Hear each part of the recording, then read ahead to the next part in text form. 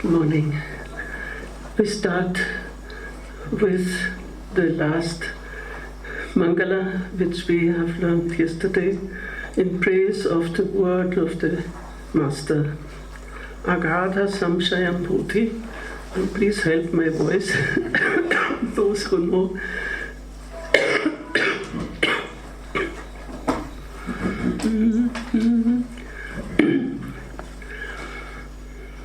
Agadha samshayam bhuti samudaranatarini vande vichitratapadam chittantam guru bharatim. Agadha samshayam bhuti samudaranatarini vande vichitratapadam chittantam guru bharatim. In the course of this week we will learn it perfectly.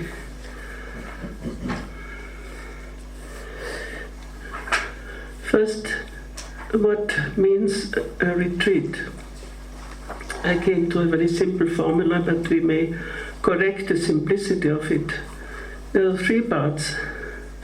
One is our own sincerity, our own search, our own desire to go deeper into our spiritual life, and a desire to get more transparency, more clarity in our daily life. The second third is the text and the teaching.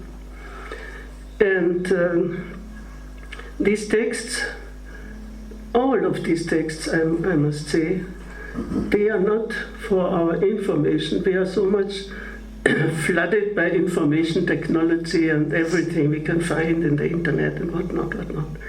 But these texts are transformative and not informative.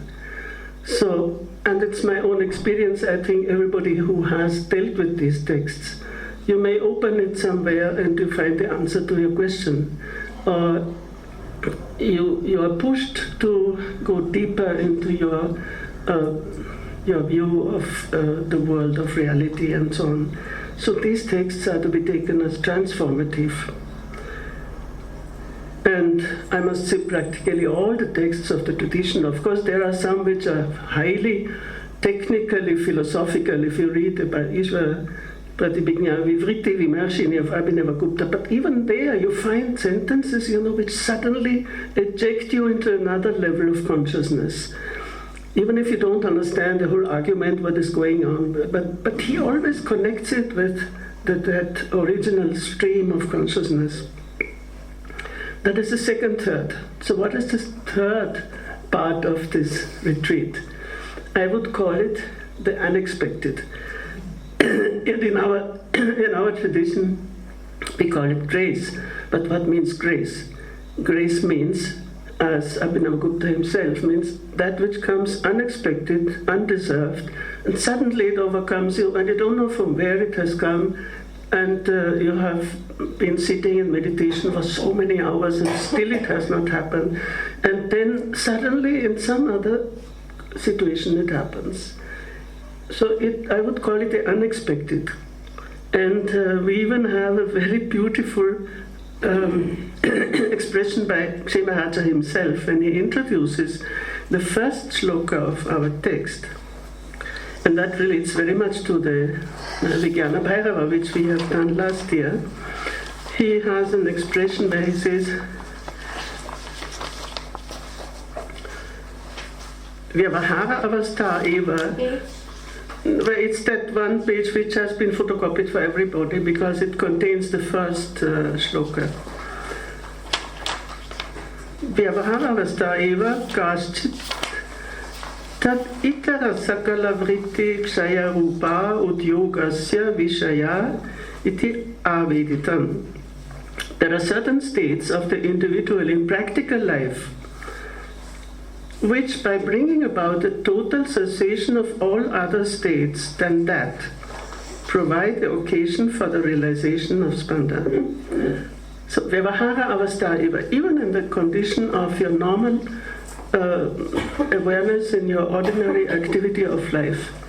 And this is the secret of this whole spirituality, you know. You don't have to sit for 12 months in Deer Park meditating, but you can be in your office or in your job or in anything, and it just happens. And so this is what I would call the third part of this retreat, where even the first and the second, they are no causal. You see, we always think of cause and effect.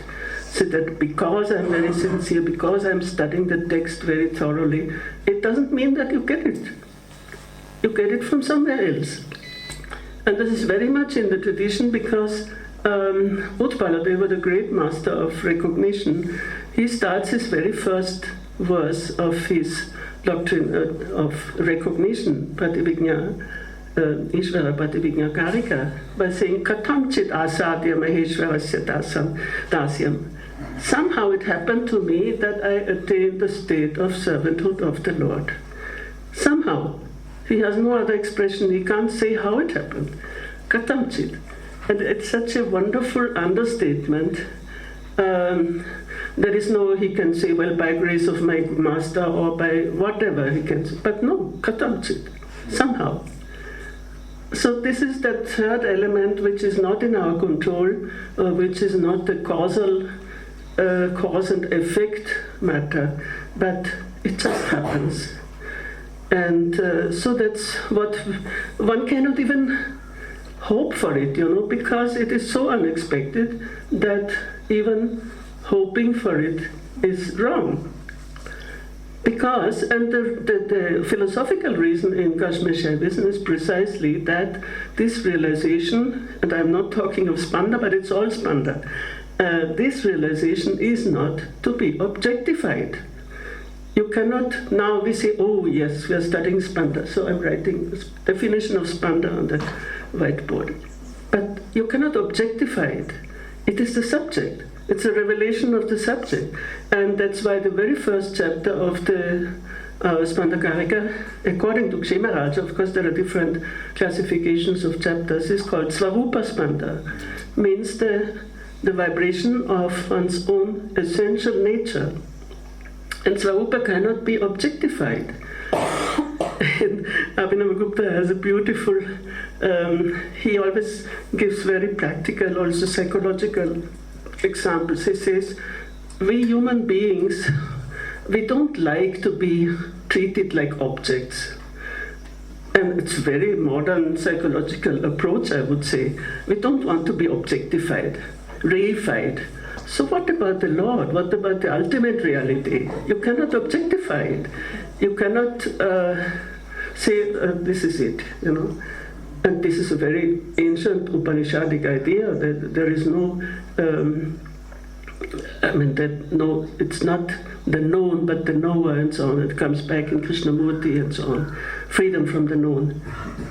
So all these great masters have aimed at the same reality. So it is not something which we can hold in our hand, or which we can grasp, or which we can think we have got it. And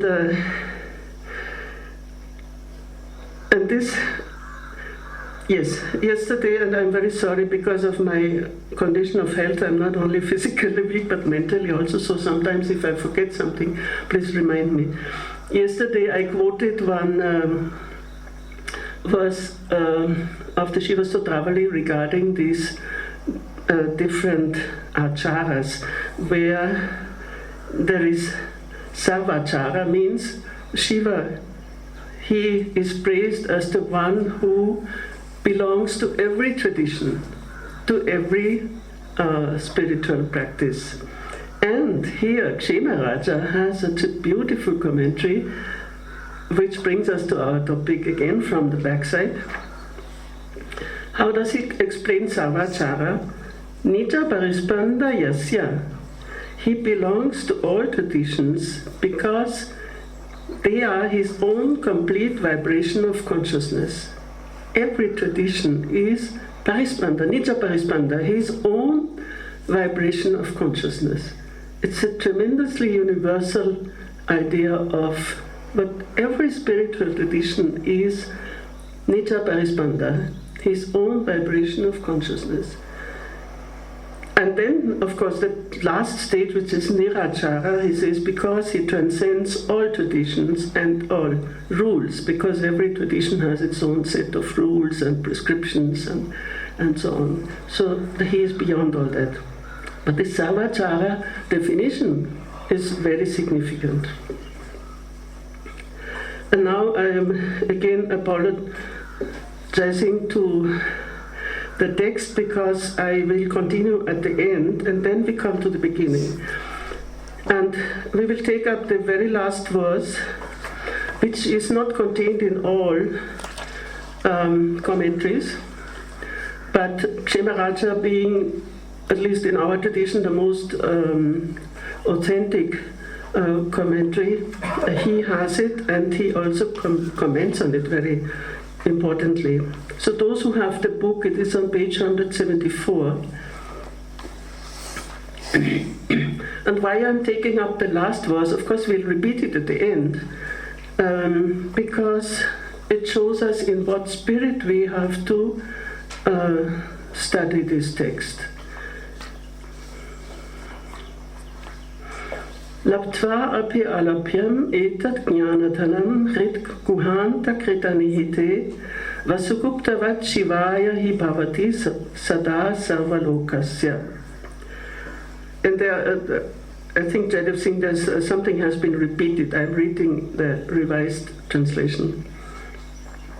As on the attainment of this treasure of knowledge, which is difficult of attainment, on its being well preserved in the cave of the heart, as it has been for the good of Vasugupta, so also it would always be for the good of all. Now, what is contained here is, one is Laptva api alapyam. Although it has been attained, it has been realized, and still it remains unattainable. I mean, the translation softens that contrast somehow, but actually, Laptva api alapyam. Although it has been attained, it remains unattainable. And I think it's a very powerful statement that whatever you attain, whatever you experience, you always remain with that alapya. It is unattainable. The perfection or the full realization, the full awakening, full enlightenment, it still remains alapya. Laptva api alapyam. And this treasure of knowledge, jnana dhana, and that is also play with the name of Vasugupta, because he is the hidden treasure, and treasure, of course, not of material things, but of knowledge, of spiritual things. And so that object which has been attained is the treasure of knowledge. But this treasure, like any physical treasure in ancient times, used to be hidden in some underground cave or something, but the spiritual treasure has to be hidden in the cave of the heart. Hrit guhanta krita nihite. It has to be protected and hidden in the cave of the heart. And that's a very Upanishadic image, the cave of the heart. And it always means that secret place where you're completely alone. You don't go to the cave. Of course, Abhinavagupta in the end, the tradition says that he went to the cave with 1,000 disciples and to end his life. But this is a legend which is very beautiful, but it is definitely not true historically. Yeah.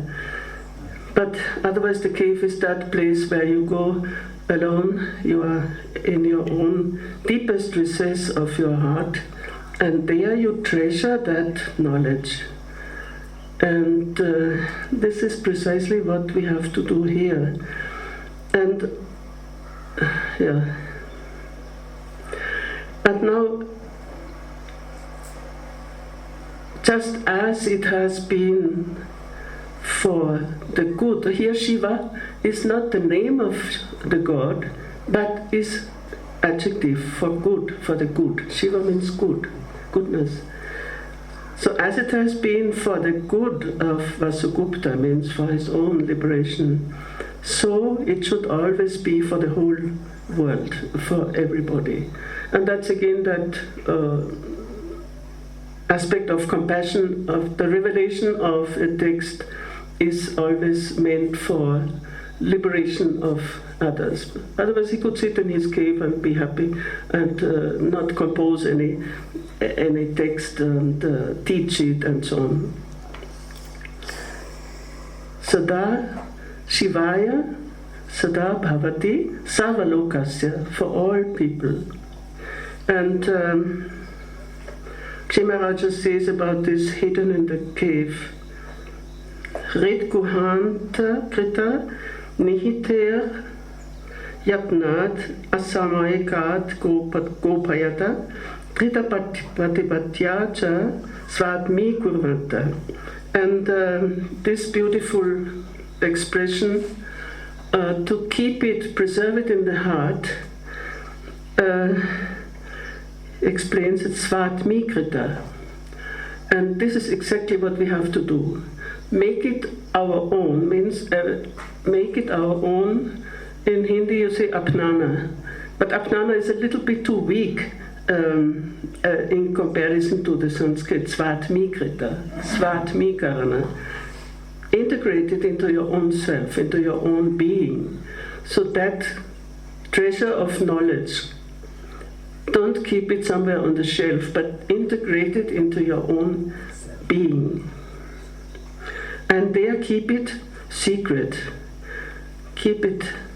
And that, I must say, you see in some of these modern spiritual circles, especially in the West, and that wave has come back to India also, there is too much of sometimes talking about spiritual experience. See, whatever spiritual experience you have to keep it hidden in the heart.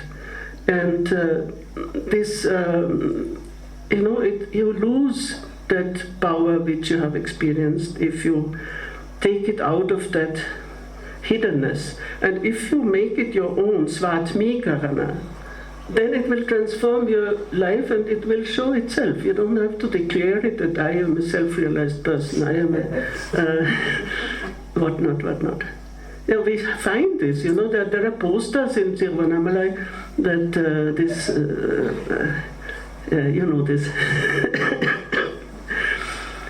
This is not to be advertised. And in the whole of Indian tradition, realization or enlightenment has been self-advertising. And whoever has got that experience, the others could recognize. It's in the tradition. I mean, if the same thing what happened to Ramana Maharshi would have happened to him in Europe, of course they would have put him in a psychiatric ward. But in India, it is a part of the tradition, so you don't have to declare that I am realized and I have had this great experience and so on. So this hiding in the cave of the heart and making it one's own.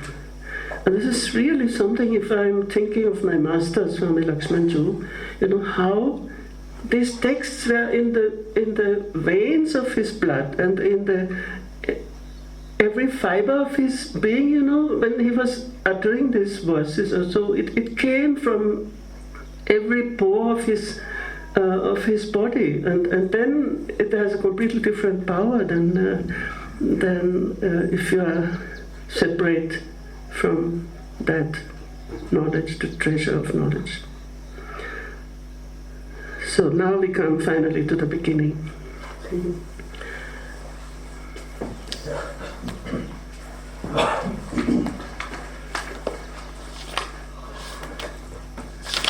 And all the time you must be thinking, I should at least give you a definition of what is Spanda. But when you approach a holy place or like a holy mountain like Kailash, you don't climb on the top, but you make a circumambulation. So we go around that Spanda, and the text itself is the path on which we are going to discover what is that Spanda. And not only a definition, but an experience. Now, before we recite this, of course, Kshemaraja has a very beautiful introductory part. The aim of the whole text, and you will see that, and here it comes very close to Buddhism also, there are 3 stages of enlightenment, or we rather call it awakening. Aprabhuta, Prabhuta, and Suprabhuta. We'll come to that. I only mention it now because the aim of the text is to reach that state of at least Prabhuta, if not Suprabhuta. From a state of Aprabhuta, well, that's a normal state of consciousness which we are quite used to. But the aim of the entire text is that. And that terminology is used throughout. Prabhuta, Suprabhuta. Now what's the difference? That the text will tell us.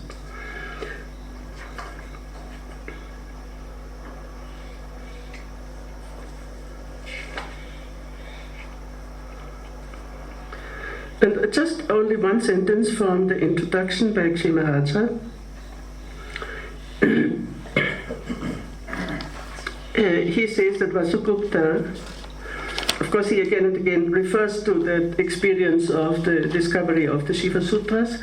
Then he says, by demonstrating the agreement of revelation, experience and reasoning. So that is Agama, Anubhava, Upapatti.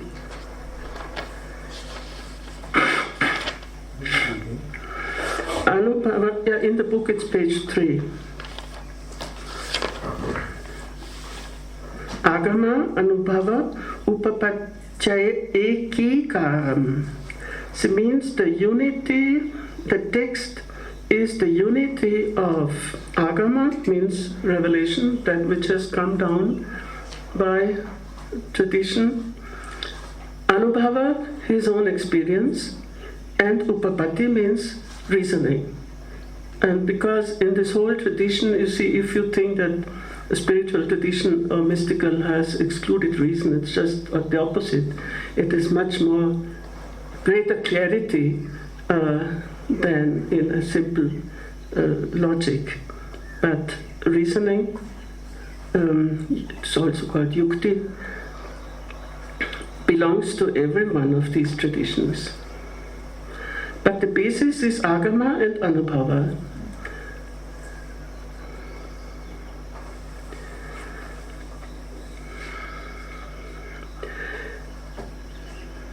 Now we come to the first verse. Now, like in... So it's not the agreement, it's the unity. Huh? It's the unity, it's not the agreement. Unity, actually, yes. Yeah. Aikya.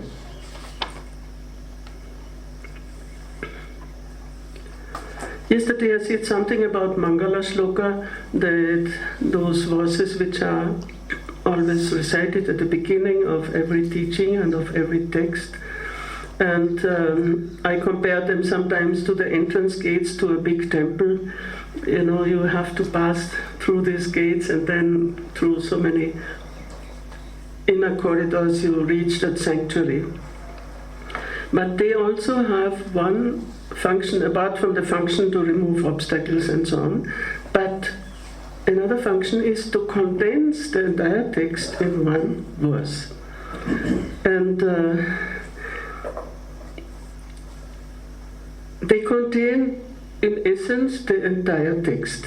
And that is why Kshemaraja has commented entire text just in one verse, Spanda Sandoha. So this was his first commentary, was just on the first verse, which we are now going to recite. And this is more in the Kashmiri tone of reciting.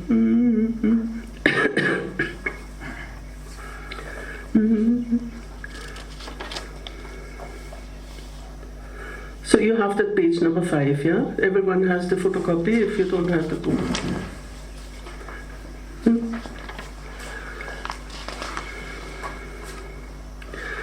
Yasyonmeṣanimeṣābhyāṁ jagataḥ pralayodayau tam śakticakravibhavaprabhavaṁ śaṅkaraṁ stumaḥ. Yasyonmeṣanimeṣābhyāṁ jagataḥ pralayodayau tam śakticakravibhavaprabhavaṁ śaṅkaraṁ stumaḥ. Once more.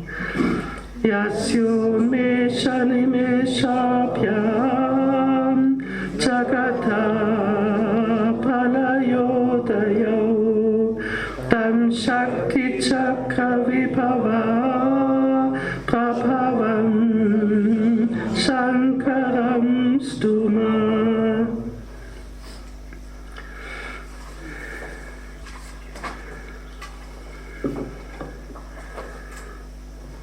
So that simple translation will not help us. But still let us read it. We laud that Sankara, by whose mere opening and shutting of the eyelids, this is a translation of Jaidev Singh, and Marx is different. There is the appearance and dissolution of the world, and who is the source of the glorious powers of the collective whole of the Shaktis in various forms. And Marx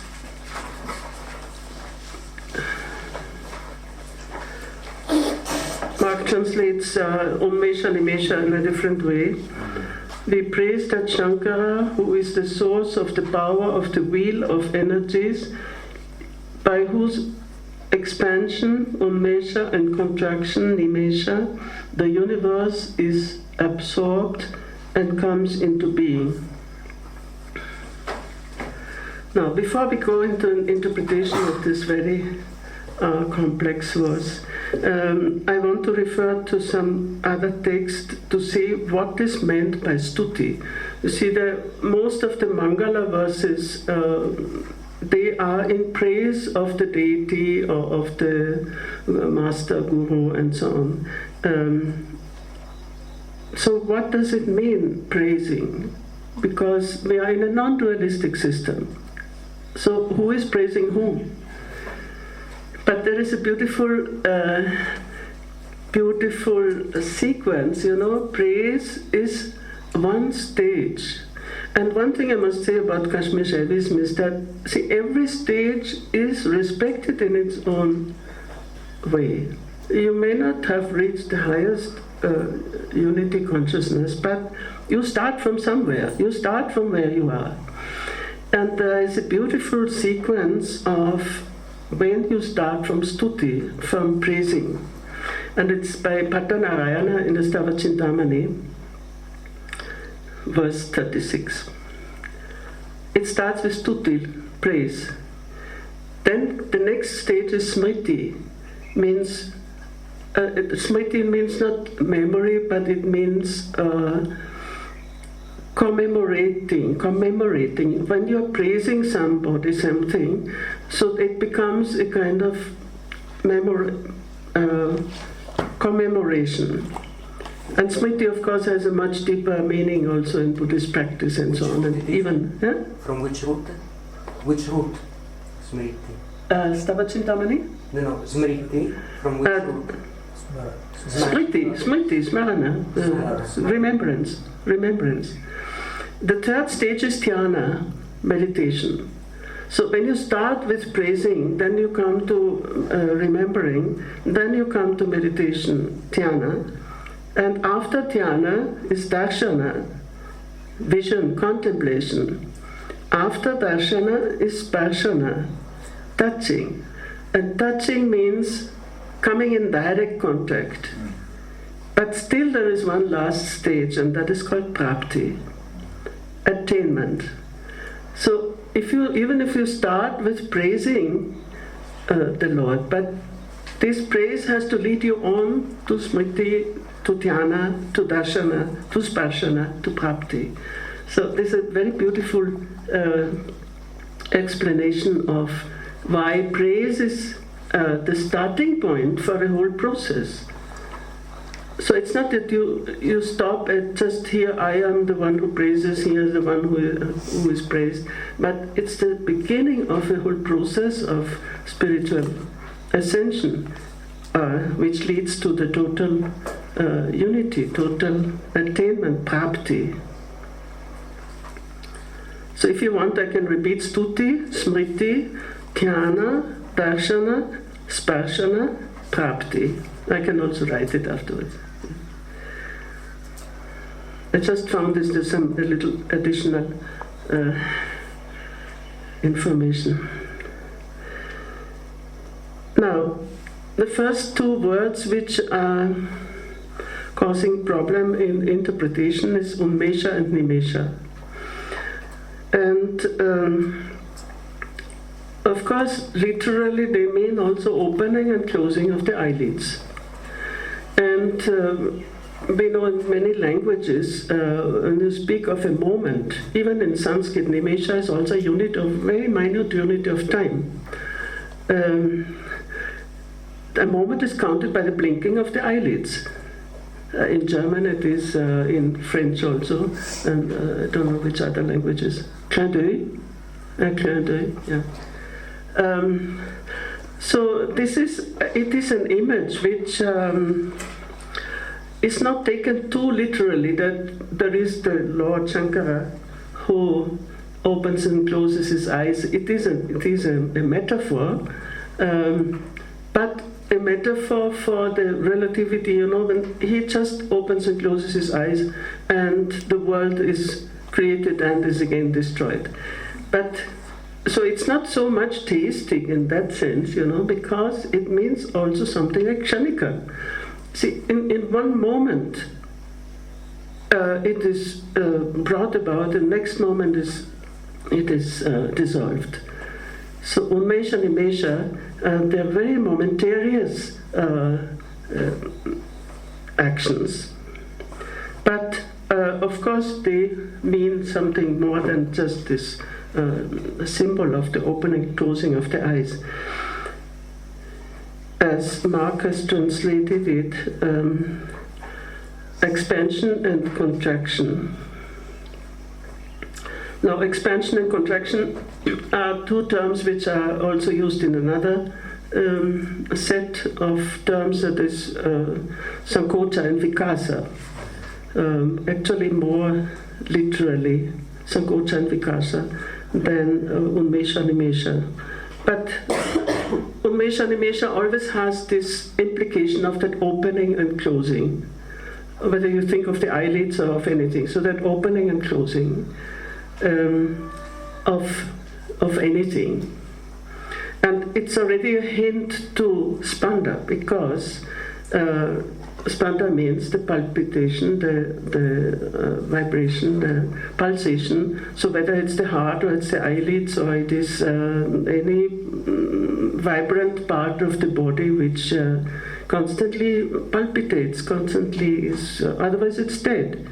If there is no such, what Spanda is also translated as subtle movement, most subtle, subtlest movement. And the subtlest movement is this opening, closing, opening and closing.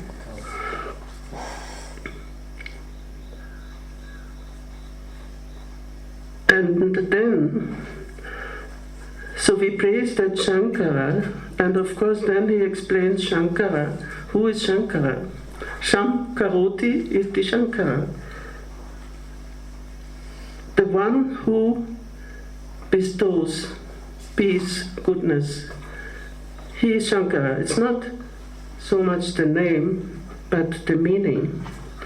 And Maharaja immediately says, who is Sankara? Svasvabhavam śaṅkaraṁ stumaḥ.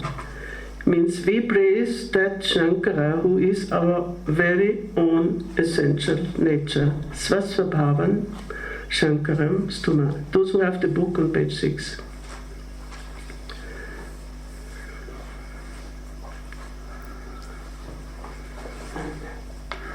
And Sham. So I am in great temptation, of course, to read the commentary, but then we will never finish. So I have to be very selective. Otherwise, we will, as Kshemaraja, we will stay with the very first verse till the end of that week. So that would be. But do tell us the sentences that you read. Yeah, but this sentence, the first, when he says, "Who is Shankara?" Sham karoti iti Shankara. That's the definition in Sanskrit. What is Sham? Goodness or peace. Upashanta ashesha upapata paramananda advayam.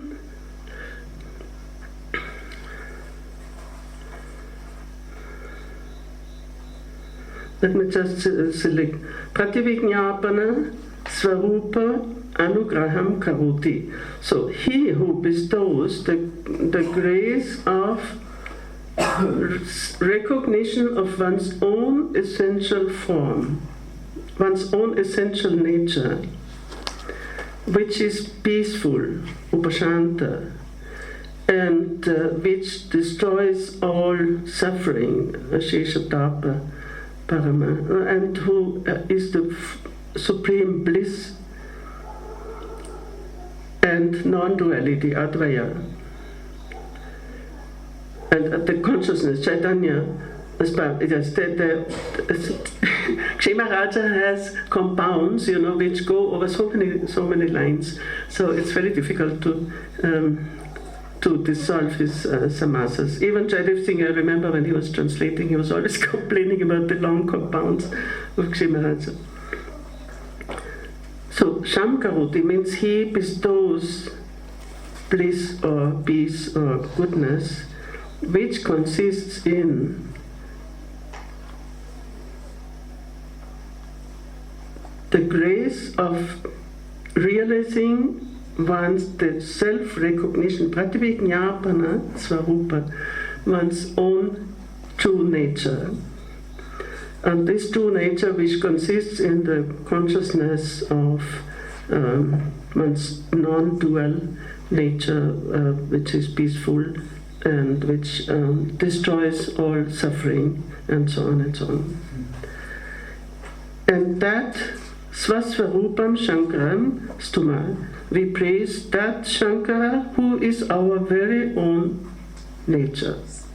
So immediately from that duality of here we are praising and here Shankara, it immediately jumps into that non-duality, because otherwise who is Shankara if he is not our very own innermost nature? And of course that non-dualistic system in philosophy, they have sufficient arguments also to why you cannot even know Shankara as another. It's just impossible. He is never another. Unless you experience him in your own swarupa, svasvabhava, and so on.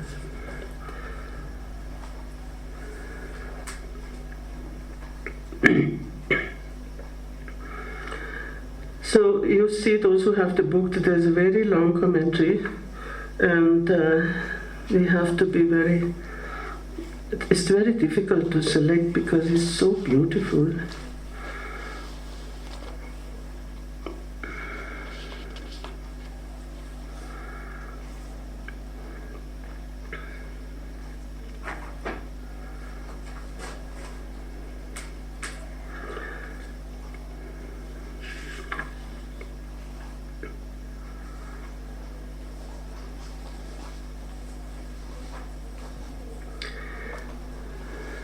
Now he is praised as the source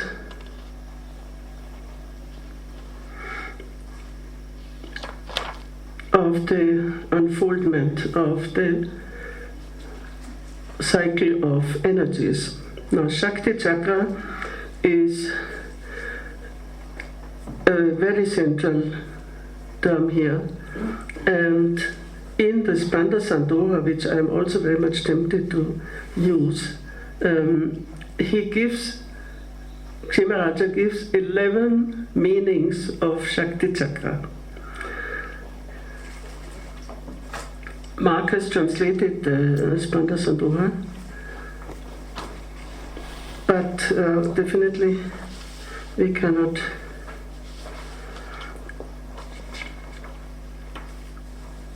out of these 11 interpretations, I will select the most important ones. I mean, according to everyone is important, but some are variations of the same theme.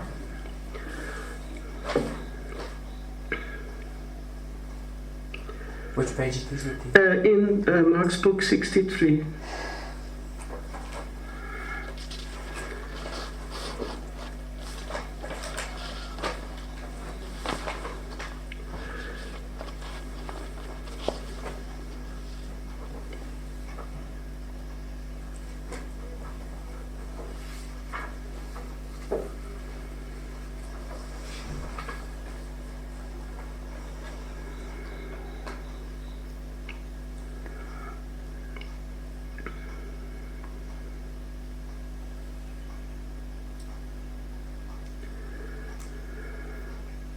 I don't know where to start.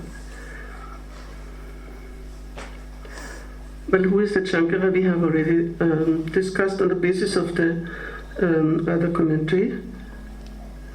Now, the Supreme Lord is both the great light of universal consciousness and the perfect medium of reflection. Now, this refers to another pair. You will see different pairs of concepts which are very typical of this system, like Sankocha, Vikasa, and Unmeṣanimeṣa, and Prakasha, Vimarsha. Now, Prakasha, Vimarsha are the basic pair, means the pure light of consciousness, and Vimarsha is the self-reflective awareness. Like what we say normally in Vedanta, not we, means that authors here, they say in Vedanta there is only Prakasha, but in Kashmir-Shaivism there is Vimarsha, means the self-reflective power of awareness. So these are all parallel terms which precisely show that the dynamism of consciousness, which is not only a light, self-contained light, but that light is also reflected. And reflected not only in any objective sense, but we are also in that Vimarsha. And the whole pair, the pair of Prakasha Vimarsha is of course Shiva and Shakti, because it is the dynamism of consciousness which is expressed in Vimarsha, and Vimarsha is the Shakti. And Vimarsha, I must always say that we have sometimes very much made these concepts very abstract. But when I was practicing in the presence of my master, he would simply say, when he say meditate, meditate, he would say Vimarsh karo. And it's very much a practical, which means enter into that state of self-reflection by which that light is realized through the reflection. So it's a practice. It's one way of expressing that practice where you enter into that stream of consciousness. So that Supreme Lord is both the great light of universal consciousness and the perfect medium of reflection, although it is not here, Vimarsha is not used. His one power of reflective awareness, it appears to be a subtle motion, and now this is one definition of Spanda, kinchit chalata bhasa, and so is proclaimed in the scriptures by means of countless names. Now you get some synonyms for Spanda. Spanda, vibration. Radiance, spurata. Wave, urmi. Strength, bala. Exertion, udyoga. Although I don't like the translation exertion. Udyoga is, see the prefix ud means always something elevating. Udyamo Bhairava. In the Shiva Sutras, the greatest definition of Bhairava is Udyamo Bhairava, means that which makes you rise, which elevates you. So Udyoga is also yoga is there, but Udyoga means that power of rising, power of elevating, related to Udyama also. The heart, Hridaya. The essence, Sara. Malini. Now Malini is the name of a mystical alphabet, because the whole mysticism of language comes there and so on. And the supreme power, Para. Although this power is one, it is at once both expansion and contraction. Thus it is contraction, nimesha, in terms of the withdrawal of the previously emitted principles from Sadashiva to earth, and that relates to the Shaiva cosmology of the 36 tattvas. And is itself expansion, unmesha, in terms of forthcoming diversity, Veda. Again, the contracted nimesha state, corresponding to the withdrawal of previously emitted diversity, is itself the expansion, unmesha, of the awareness of the unity of consciousness. Conversely, the expanded state, unmesha, indicative of forthcoming diversity, is itself the contraction of the awareness of the unity of consciousness. Now, this is a very dense statement, but very absolutely central to the understanding of the entire, not the entire verse only, but the entire text. What happens in this movement, Unmeṣanimeṣa? It is from the cosmic side, whenever the expansion of the universe happens, there is a contraction of consciousness. And whenever an expansion of consciousness takes place, the universe is contracted. Expansion of consciousness, universe is contracted.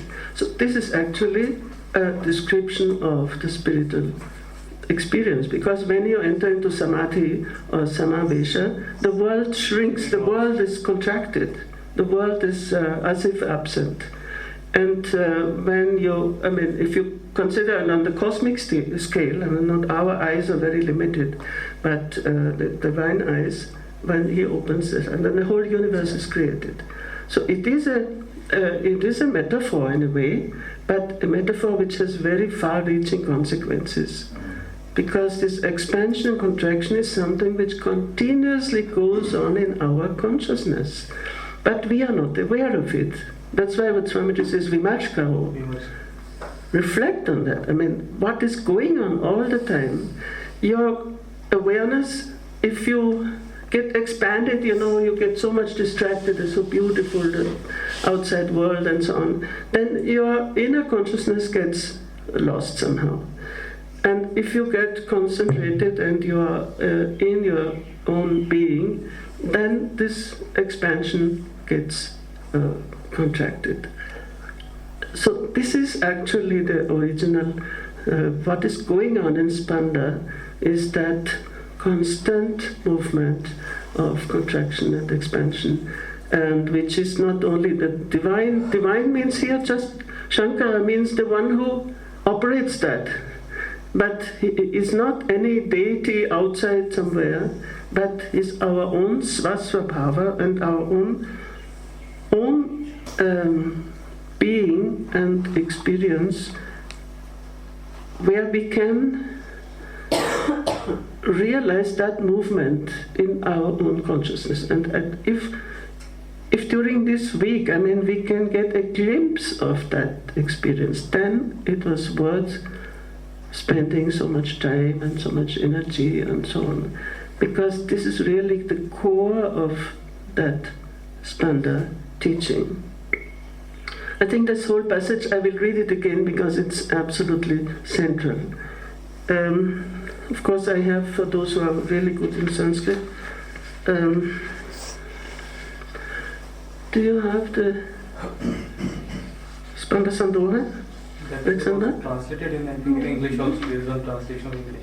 Yeah, no, I do, I will. But I just, this one passage, Yeah.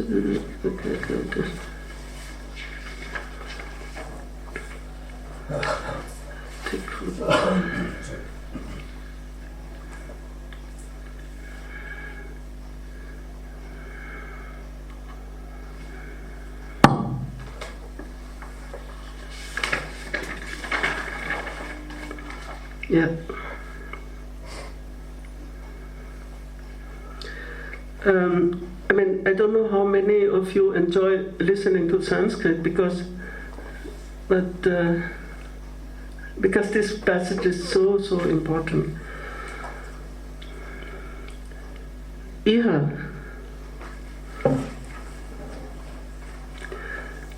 This passage is on page number 7. This is Spanda Sandoha. Okay. Spanda Sandoha, not Spanda Nirnaya, is the commentary which is printed along with the text, with Jaidev Singh's. Yasyonmeṣa iti. Iha parameshvarasya mahapakashatmano vimalasya api eka eva paramersha shaktihi. Esi paramersha shakti. Kinchit chalata abhasa rupataya spanda iti. Spurata iti, urmi iti, balam iti, udyoga iti, hridayam iti, saram iti, malini iti, para. Iti adi ananta sanjñāpi, endless synonyms are there. Agameshu utkursyate. Sacha ekabi yugapadeva unmeṣanimeṣamayi. Tatahi sadashiva adikshiti paryantasya tattva gramasya prag srishtasya ya samhara apekshaya nimeshabhu sa eva sukshma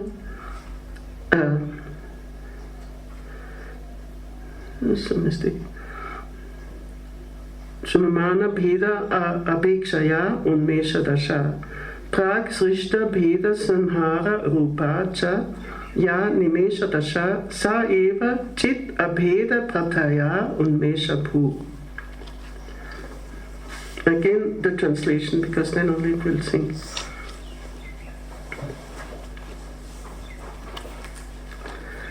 The Supreme Lord is both the great light of universal consciousness and the perfect medium of reflection. His one power is reflective awareness, Vimarsha Shakti. It appears to be a subtle motion, Kinchit Chalatapasa, and so is proclaimed in the scriptures by means of countless names, including vibration, Spanda, radiance, Purata, wave, Urmi, strength, Bala. So exertion I don't like too much for Udyoga, kind of elevating effort, or whatever you may translate it.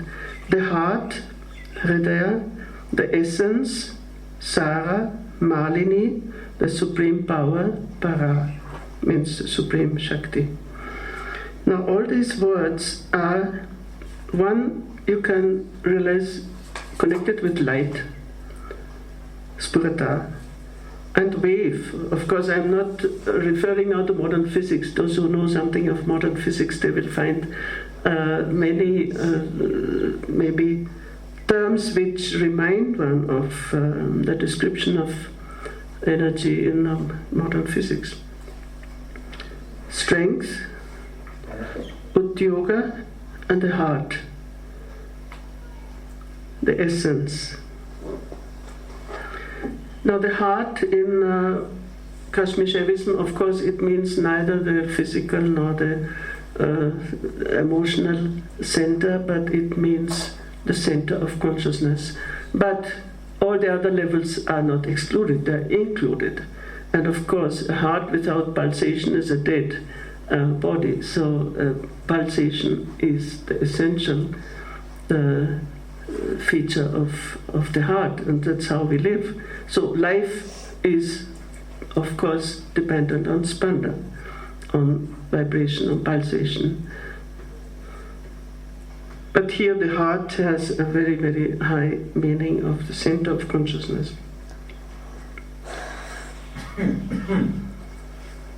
Now, but then comes this process. these are the different names by which we can understand the wave. I remember last in Germany we had a seminar on Shiva Stotravali, and our musician Manju, she sang a bhajan of Kabir, where he sings about the wave and the ocean. It's so beautiful, that's exactly the same idea, how the ocean and the wave, they are not different, because we only see difference in all the things, this is some other manifestation, this is some other manifestation. But Kabir says, where is the difference between the ocean and the wave? And of course, sung beautifully by Manju. Although this power is one, it is at once both expansion and contraction. And of course, if you stand at the seashore and you see what is going on continuously, that the waves are coming, and this is Spanda. This is the cosmic Spanda. It is contraction in terms of the withdrawal of the previously emitted principles, and that is the cosmic process of the 36 tattvas, or here rather 34 tattvas, from Sadashiva to Earth, because Shiva, Shakti and Shiva are the 35th and 36th. So when the universe is emitted, means these 34 tattvas, 34 elements of the whole cosmic manifestation, and is itself expansion, unmesha, in terms of forthcoming diversity, peda. Again, the contraction, a contracted state, nimesha, corresponding to the withdrawal of previously emitted diversity, is itself the expansion of the awareness of the unity of consciousness.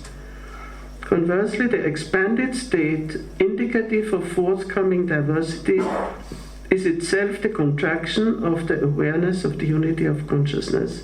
And now here you see that Unmeṣanimeṣa, it's not any kind of mythological Shiva who opens and closes his eyes, but it is a description of two states of consciousness which the yogi experiences. And Unmesha also means enlightenment. Unmesha also means awakening. But since we have these two phases, the introverted and the extroverted phase, and in this whole spirituality there are two terms for that. This is Nimilana and Unmilana Samadhi.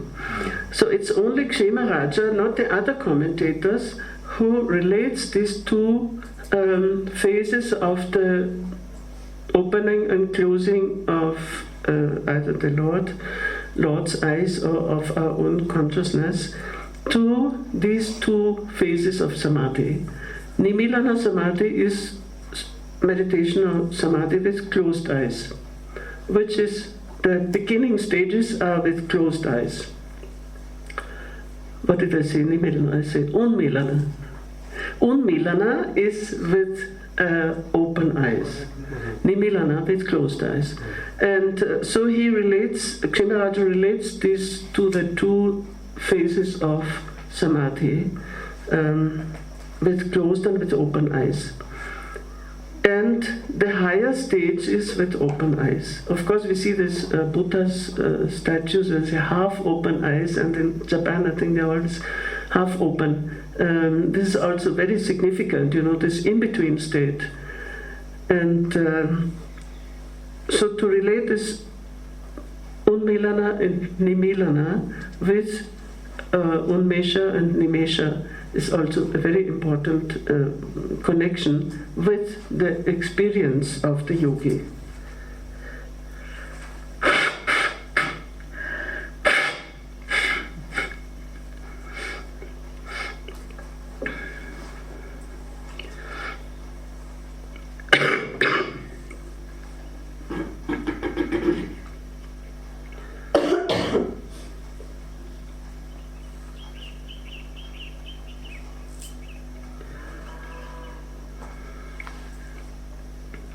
Actually, in the commentary and the Spanda Sandoha commentary, Kshemarāja, taking the starting point from this first verse, he comments on the whole text, which is very beautiful. I mean, one could do only this commentary, and in that way read the whole text. But still, we would like to read all the verses. That's why we are not following that procedure. Yeah, that was very good. Thank you.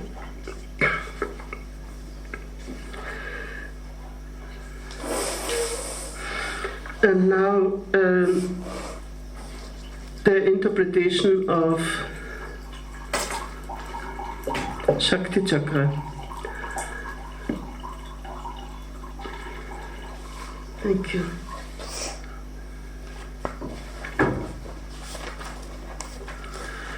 Even in the Spanda Nirnaya, thank you. He gives, I think, 6 interpretations of Shakti Chakra, but in the Spanda Sandoha he gives 11 interpretations. So out of those we have to select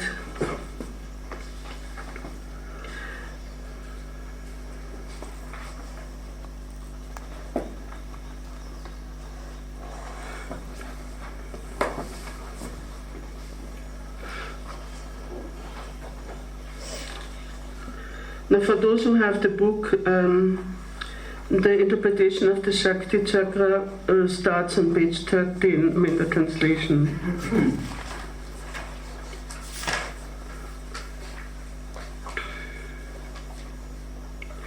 Of course, one way is the different groups, according to the Tantric traditions, there are certain groups of Shaktis. So these are, some of these groups are just identified with this Shakti Chakra. But what is very important here, maybe I will ask Alexandra to explain something from the Krama tradition. Kshemarāja was very much influenced by the Krama school. And the Krama school is a Tantric school which has this worships the 12 Kalis, but 12 Kalis are not any particular images, but they are phases of cognition, phases of perception. So this is the most, probably the most important interpretation of Shakti Chakra.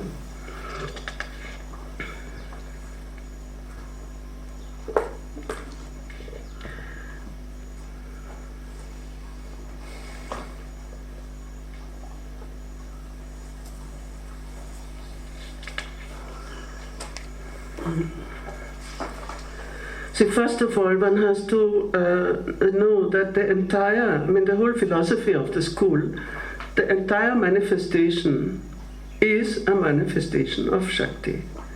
See, there is nothing in the external world which is not a manifestation of Shakti. And Shakti Chakra, I mean, Chakra always means it's a totality, it's a unity. They are not diverse, but they are united in a totality. And this totality can be grouped according to the different tantric traditions. But whatever is manifested, it is all a manifestation of Shakti. And that's a basic philosophy of the school. So Shiva does not manifest, it is Shakti who is manifested. And that is why the Shakti Chakra is so important in this first verse.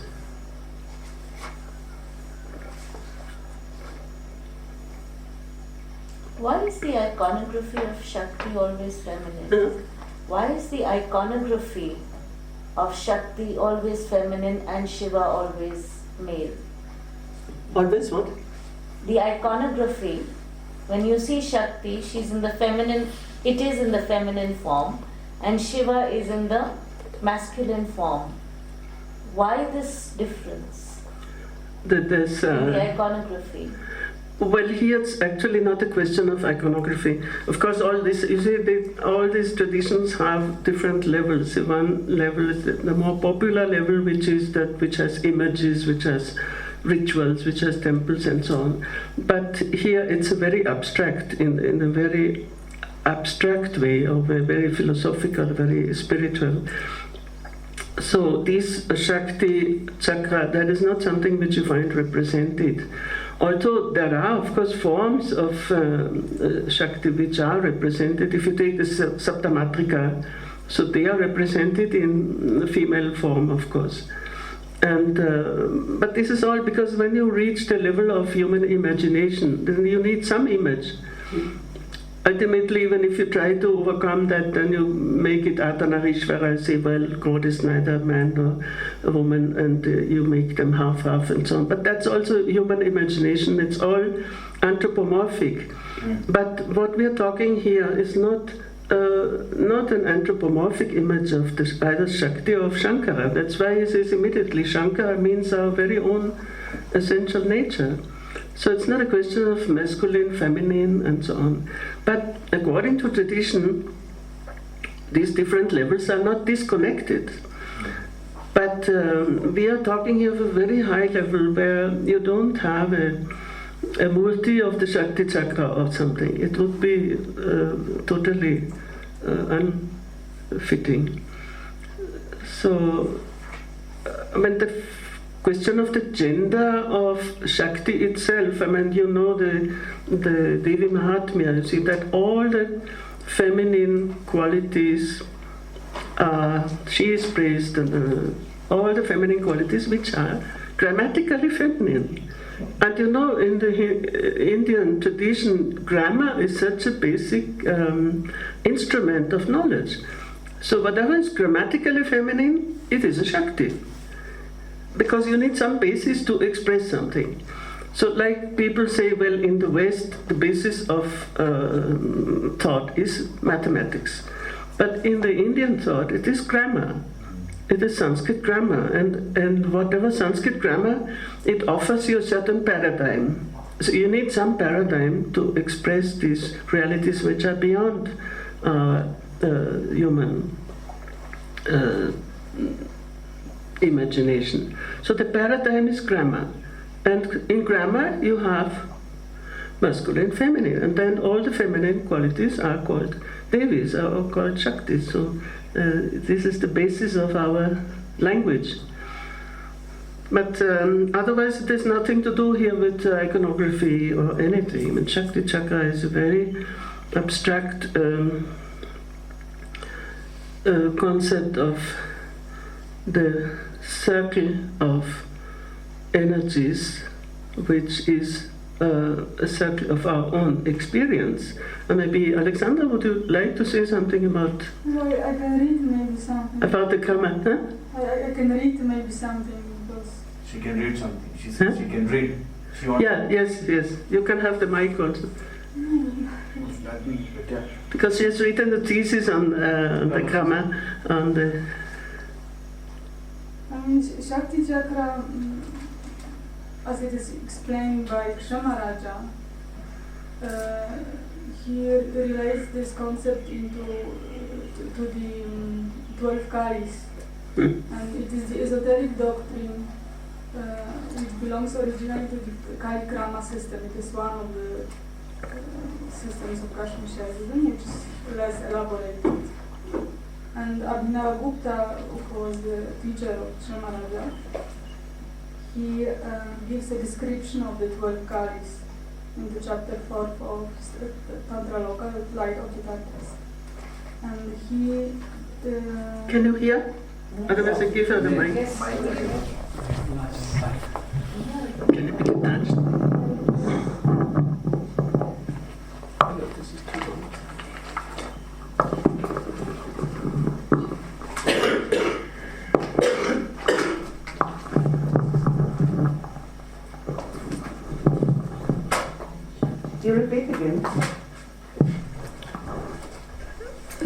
Abhinavagupta Abhinavagupta gives a description of the 12 Kalis in the chapter 4 of his Tantraloka, in the section concerned with the explanation of the method of power, Shaktopaya.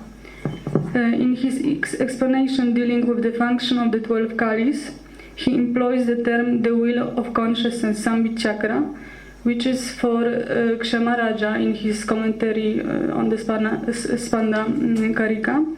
Shakti Chakra is the same.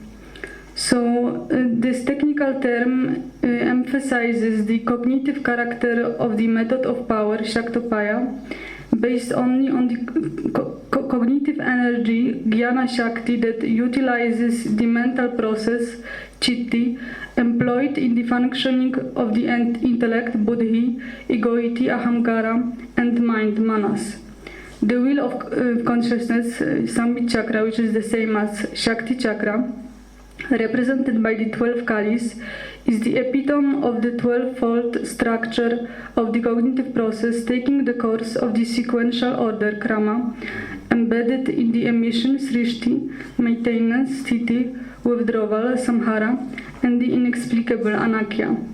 This fourfold sequence takes place in each object, Prameya, subject, Pramatri, and instruments of knowledge, Pramana. And this 12-fold process means it is 4 multiplies 3 means 12, has corresponding names of the 12 Kalis. I will not maybe mention here all the 12 Kalis, but from the first sight we see that this is the ascending order of the cognitive process that begins with the gross level of objectivity, Prameya, and through the intermediate level of the instruments of knowledge, Pramana, ascends to the highest level of subjectivity, Pramatri, and ends up with the inexplicable phase of the subject represented by the last of the 12 Kalis, usually identified with the main goddess of the Kalikrama system, Kalasankarshini.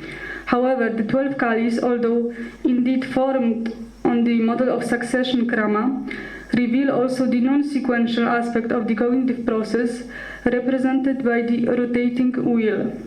For this reason, the wheel of consciousness, Shakti Chakra, or the wheel of energy, Shakti Chakra, is known for its specific operation called the non-sequential sequence, Krama Krama.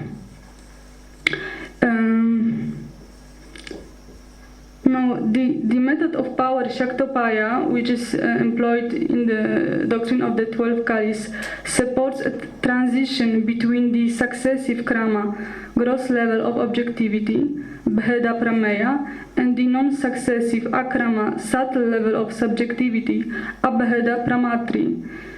And as the non-sequential sequence, Krama Krama, finds itself in the middle, incorporating both Bheda Abheda, Pramana. In this way, the Shaktopaya utilizes the awareness of the unity in difference, Bheda Abheda, in the technique called intuitive reasoning, Sattarka, and mental imagination, Bhavana, and takes support of fourth construct, Vikalpa, existing in the sphere of duality, Bheda, which after successful purification, Vikalpa Samskara, enables entrance to the undifferentiated condition, Abheda, free of fourth constructs, near Vikalpa. Now, this kind of intuitive reasoning, Sattarka, and mental imagination, Bhavana, indicates the imagination conceived as the efficient and creative power which tends to identify itself with the imagined object. This kind of repeated purifying reflection employed in the visualization of the 12 Kalis give rise to the awakening of the pure knowledge, Shuddha Vidya. Anyway, this may be complicated. For Abhinavagupta, pure consciousness, or maybe something else. The dynamic cognitive process employed by the 12 Kalis is associated with the 12 Kāris is called sacred intellectualization, and it marks the technique of implosive liberation.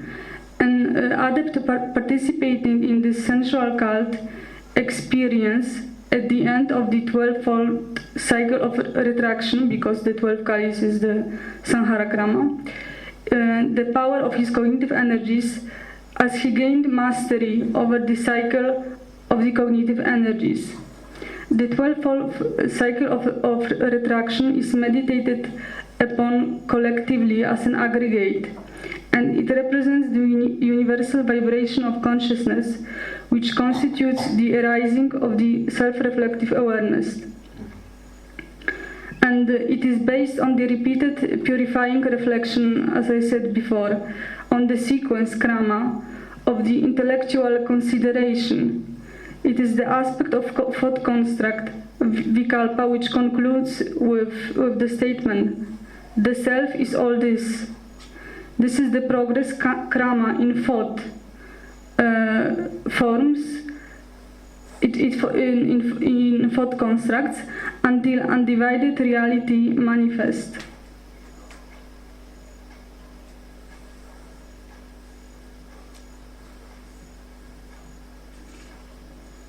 So, for the Shakti Chakra, all things exist in the process of cognition following this fourfold sequence of apparition, Srishti, Sthiti, Samhara, and Anakya. And what is the most important to understand is that they manifest in temporality, but they are established on an inexplicable foundation, Anakya, which is marked by the cessation of time, and it is the realm of eternity. So this is the akrama aspect. Thank you very much. So I did tell you the creation and the resorption both work. Yeah. Both. Yeah. So this is somehow we are phases of consciousness. So in the dissolution also, it's also work of time. Yes.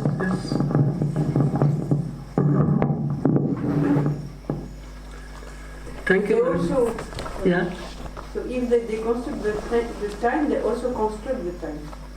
Yes, I see that whole karma system is it is a method of, as you said, to overcoming time through the temporal process or through the process of the phases of cognition. Because others, like prativijñā, you see, time does not play any role in the prativijñā. The recognition happens in an instant and it's over, finished. But in the karma system, there is a whole process to be observed, to be practiced, to be aware of, and so on. So it's a very, very important system which has influenced Abhinavagupta, and of course Maharaja, being his disciple, he has taken this also as a scheme of interpretation, and it doesn't go against the Spanda Kārikā. On the contrary, this is maybe the most appropriate scheme of interpreting this whole verse, śakticakravibhavaprabhavaṁ, śaṅkaraṁ stumaḥ. And Sankara, of course, in the context of the chakra, he is the Chakreshvara. He is the Lord of the chakra, means because he is in the center. And like you have a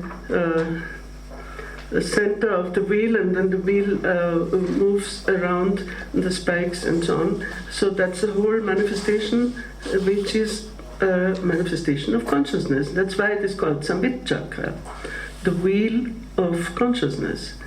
And it's a very subtle analysis of what happens in our own perception. And that is why the most important practice here in this whole tradition is awareness, self-awareness.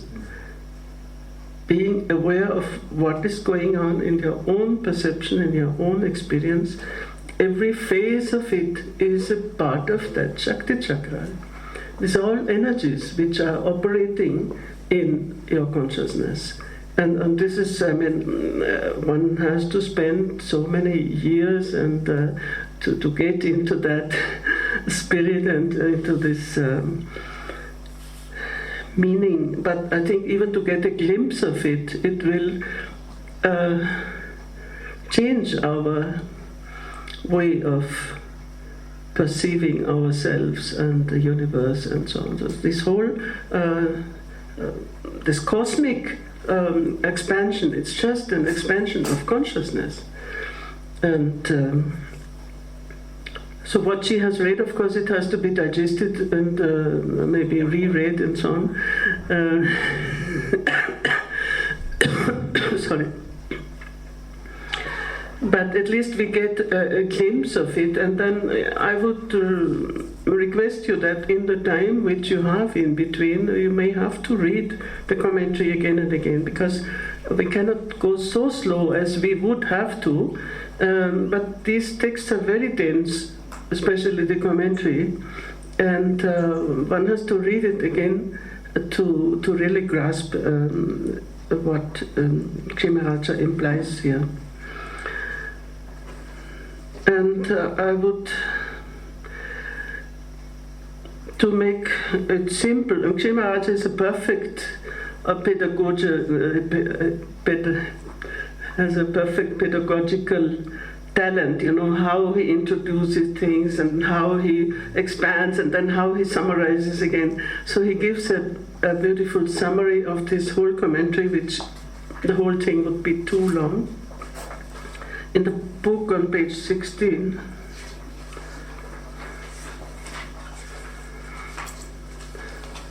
we laud, so the Sanskrit would be,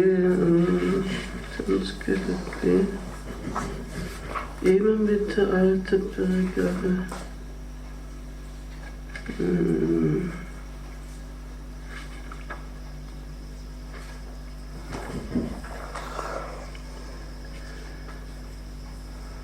Sanskrit is somewhere on page 9. And for simplification, saving time, I'm reading the translation. I mean, ideally we could do it with the Sanskrit, that would be too much.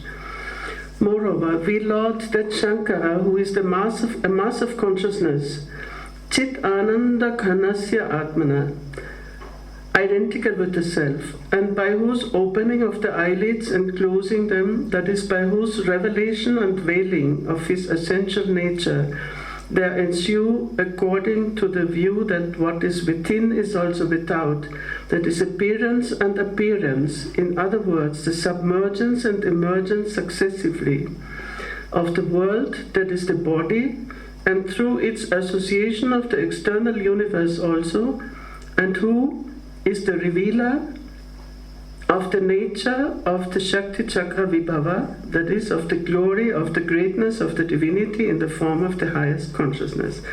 Now, Jaidev Singh has imitated Sri Maharaja in making such a long sentence. So where's the Sanskrit? Sometimes the Sanskrit is clearer than the translation.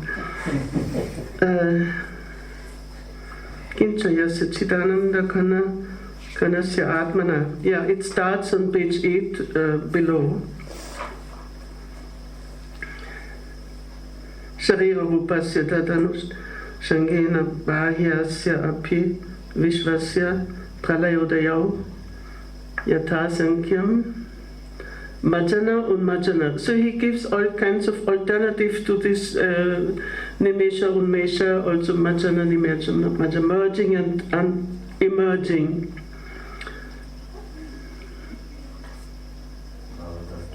Disappearance and appearance. Parasamviti vatas parasya prabhavam bhakti bhajam etat svarupa prakashakam śaṅkaraṁ stumaḥ tata yasya svatmana sambandhino bahirmukhata prasara rupa udaya. Now, Udaya is also a very important. Udaya, of course, we know it is the sunrise, Suryodaya. Udaya means the rising and submerging. This is another pair of concepts, rising and submerging.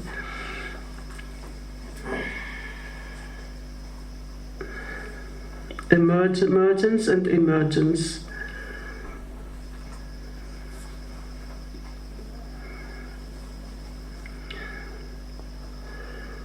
The śakticakravibhavaprabhavaṁ, that is of the glory of the greatness of the divinity in the form of the highest consciousness. So far as possible, the verse may be construed in this way also. We laud Sankara, who is the cause of the greatness of Goddess consciousness, identical with Unmeṣa and Nimeṣa, in bringing about the manifestation, etc. of the universe, that Sankara, who is the self, and by whose Unmeṣa, that is expansion in the form of externality, there is the manifestation of the world, and by whose Nimeṣa, that is withdrawal in the form of internality, there is the disappearance of the world.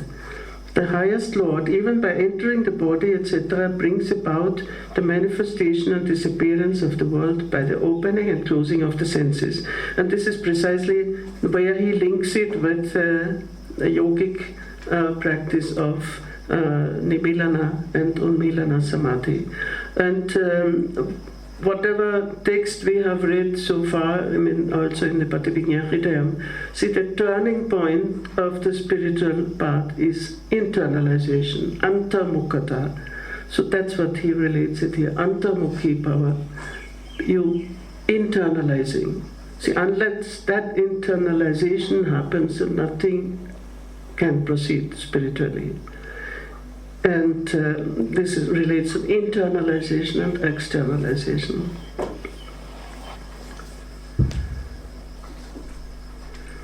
This has been described in the following lines by Utpaladeva, who knew the essence of the esoteric doctrine. Yeah, it's very beautiful. Whenever he speaks of Utpaladeva, he calls him Rahasya Tattvavid, the knower of the essence of the mystery, esoteric doctrine.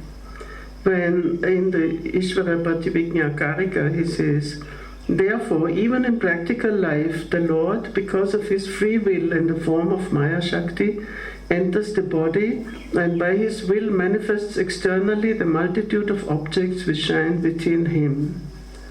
This is Ishvara Prativijñā Kārikā.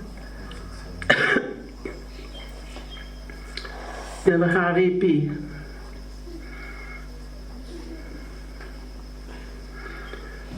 In order that people may take the sense of the verse in the above way, the teacher has rejected the use of by whose power of absolute freedom and adopted that by whose revelation and veiling. And now this relates to another aspect of Shaiva theology, we can say, that is the 5 acts of Shiva. This is Srishti, Sthiti, Samhara, Tirodhana and Anugraha. So the 5 acts of Shiva, which are in the Shaiva Siddhanta, they are more in a kind of temporal, understood in a temporal sequence and as a cosmic process. But in Kashmir Shaivism, they are again understood as phases of consciousness, which are going on continuously, not just in a temporal sequence, but there is constantly something is created, something is maintained, something is disappears, something is veiled, and something is revealed. So in that sense, this Unmeṣanimeṣa is also understood as veiling and revealing. Herein, the laudation of Sankara implies samavesha or penetration in him. Now, this is very important. I've given you the 6 stages of stuti from the Stavachintamani, where the last stage is prapti, attainment. But here he says praise itself, stumaḥ, means samavesha. Samavesha is the Shaiva highest term. What in yoga you have samadhi, and in Shaivism it is samavesha. Samavesha means complete penetration, complete pervasion, or being totally absorption, complete absorption. It is higher than samadhi. Samavesha. So here praising already means a state of absorption, of samavesha. The laudation of Shankara implies samavesha or penetration in him, and this is what is to be obtained. It is both the subject matter and the goal. Now, those who know something of Sanskrit texts or philosophical texts, they know that there are every text has to be, at least texts composed by human authors. Of course, revealed texts, they follow different logic. They have to be very systematic. They have to declare what is the subject matter of the text. That is,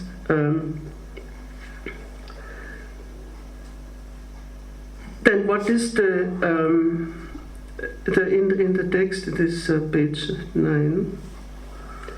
Abhidheya is the subject matter. Then upaya is the means. And prayodana is what is the purpose of a text. And then sambandha, what is the connection between the different parts of the text. So these texts are very logically composed.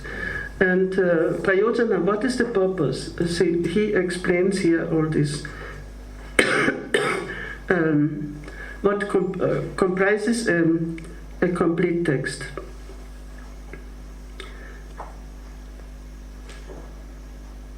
And samavesha is that which is to be obtained, is the goal. So by studying and meditating with this text, you have to get entrance into the divine consciousness.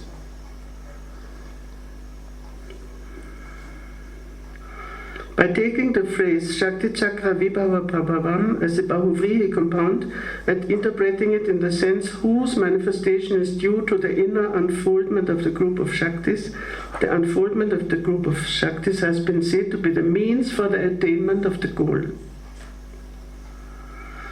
By taking the same phrase as a Tatpurusha compound and a little bit of Sanskrit and interpreting it as the revealer of the glory of the goddess of the highest consciousness to the devotees, the fruit has been referred to. As the author of the books will say later, then he will become the lord of the group of the Shaktis. Yeah, this is... Hence, the connection of the subject matter and the means is that of the end and means, upeya and upaya. Upaya is the means by which you reach, and upeya is the goal which you reach by that. Thus this sutra gives briefly the subject matter, the means, the connection of the two, and the fruit of the study of the subject. So this is the... so he calls this first shloka sutra. Well, he calls all the Kārikas also a sutra, because they have the same power as a sutra and the same compactness as a sutra.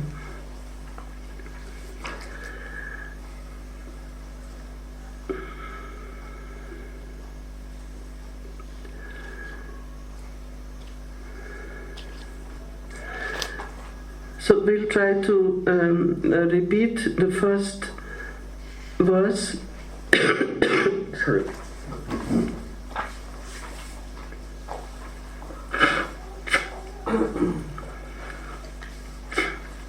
And as the Indian tradition goes, of course,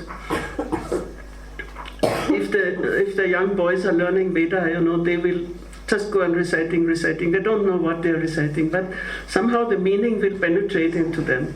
So if we go on reciting the same verse, by the power of the words, that meaning will also penetrate in us.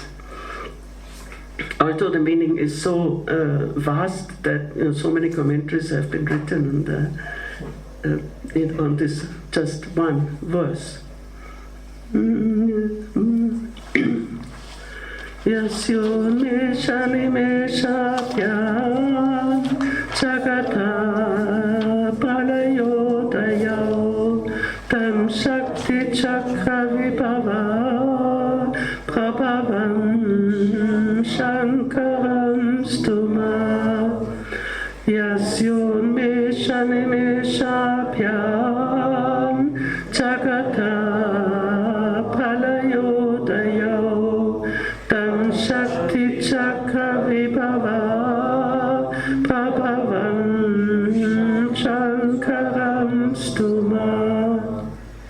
it will come. Once more? Yasyonmeṣanimeṣābhyāṁ jagataḥ pralayodayau tam śakticakravibhavaprabhavaṁ śaṅkaraṁ